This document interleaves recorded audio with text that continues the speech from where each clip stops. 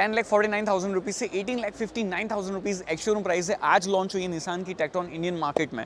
क्या कुछ मिलता है इसके अंदर आज इस वीडियो के अंदर बताने वाला हूँ। वही 2 इंजन ऑप्शंस हैं, 2 गियर बॉक्स ऑप्शंस हैं, 11 कलर्स में आप इसको ऑप्ट कर सकते हो और 6 वेरिएंट्स के अंदर इसे इंडियन मार्केट में लॉन्च किया गया है। चलिए स्टार्ट करते हैं डिटेल वॉक अराउंड से। सबसे पहले एक्सटीरियर देखते हैं, उसके बाद में चलेंगे इंटीरियर और देखेंगे इंटीरियर में क्या कुछ है। आपको कौन सी लेनी चाहिए, निसान टेक्टोन या डस्टर।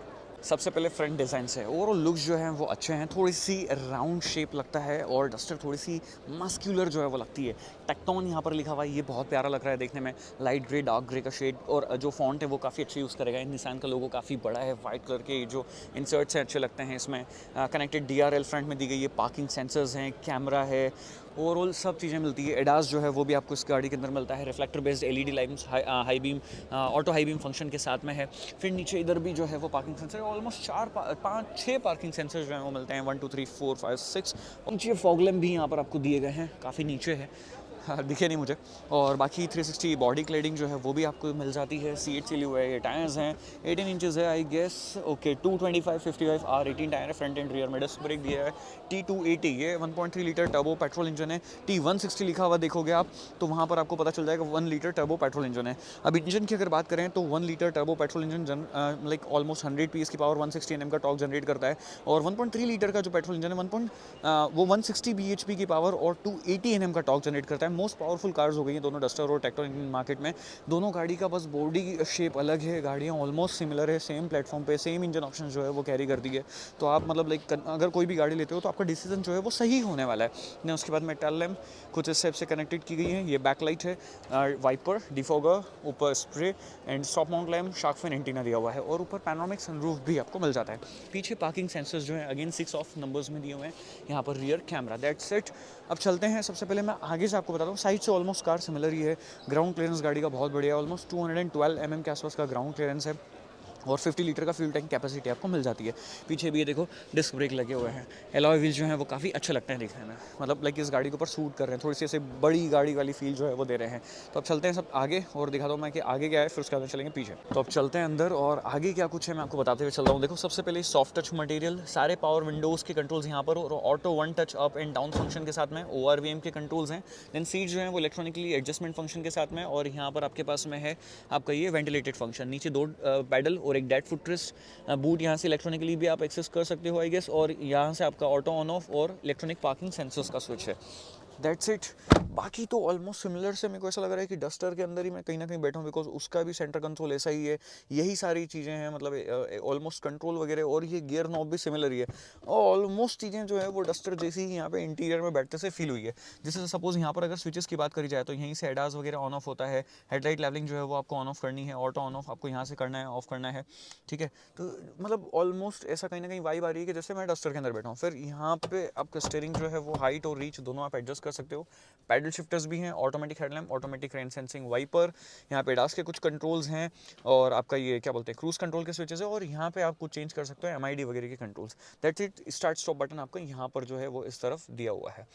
ओके, ये जो है आपका ऑटो होल्ड फंक्शन के लिए बटन है और ये वाला ऑटो ऑन ऑफ के लिए यहाँ पर, ठीक है। एंड देन अब सेंटर कंसोल की बात करें तो यहाँ पर एंड्रॉइड और एप्पल कारप्ले वायरलेस आपको मिल जाता है ऑफ कोर्स। बाकी डिस्प्ले ऑलमोस्ट सिमिलर सा ही है। UI अच्छा है, टच कंट्रोल जो है वो अच्छा मिल रहा है। सेटिंग्स में जाते हैं, थोड़ा सा लोड करने में स्लो सा फील हो रहा है, मतलब स्लो इतना भी नहीं है बट हाँ एक मतलब मिनी सेकेंड का टाइम जो है वो ही लेता है। That's it. और बाकी इसमें मल्टीपल और भी चीज़ें हैं, जैसे गूगल का ये जो मैप है वो इंटीग्रेट किया हुआ है। ओके, AC वगैरह जो है वो आप यहाँ से भी लाइक एक्सेस कर सकते हो। ये मैं प्रेस नहीं कर पा रहा हूँ, डोंट नो व्हाई।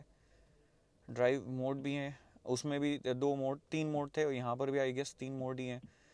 ये आपका इको, कंफर्ट और परसो, यही सारे मोड्स जो हैं डस्टर में भी।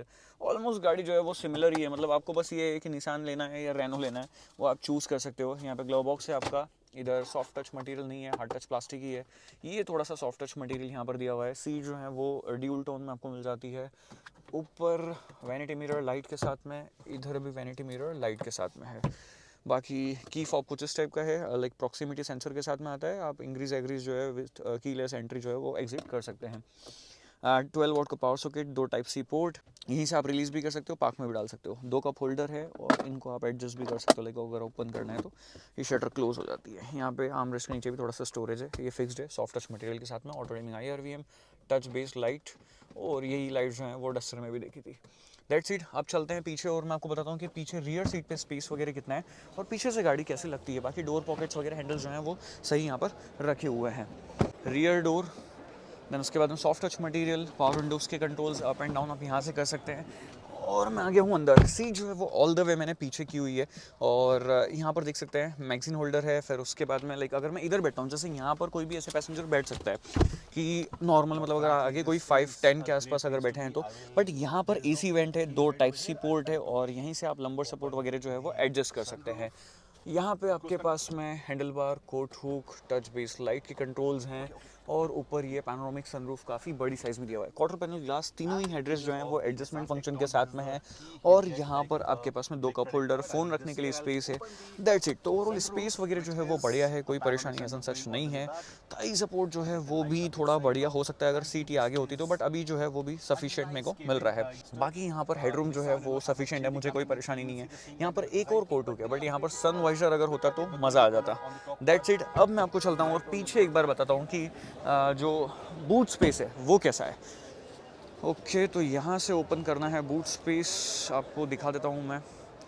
काफ़ी बड़ा बूट स्पेस जो है वो मिलता है, 60-40 स्प्लिट सीट है और यहाँ पर जो है नीचे इस पे सेवर टायर है और टायर की साइज़ 225/60 R17 रखी गई है। That's it. और यहाँ पर एक बूट लैंप भी है, 12 वोल्ट का पावर सॉकेट। यहाँ पर एक और सेकंड पावर सॉकेट है, इसको कर देते हैं close. Electronic tailgate. Again जो ओवरऑल लुक्स, डिज़ाइन वगैरह काफ़ी अच्छे लगते हैं। तो ये आप लोगों ने पूरी गाड़ी देख ली। कैसी लगी आपको निसान टेक्टोन, नीचे कमेंट बॉक्स में बताएं। मेरे को क्या लगता है, मैं आपको मेरा ओपिनियन भी बताता हूँ। मेरे को थोड़ी सी डस्टर जो है वो ज़्यादा पसंद आती है ओवरऑल लुक्स और मतलब गाड़ी नो डाउट ये भी अच्छी है दिखने करने में, but if I want to choose I prefer Duster over Nissan Tekton. आप क्या चूज़ करोगे कमेंट बॉक्स में बताओ। Drive safe, ride safe.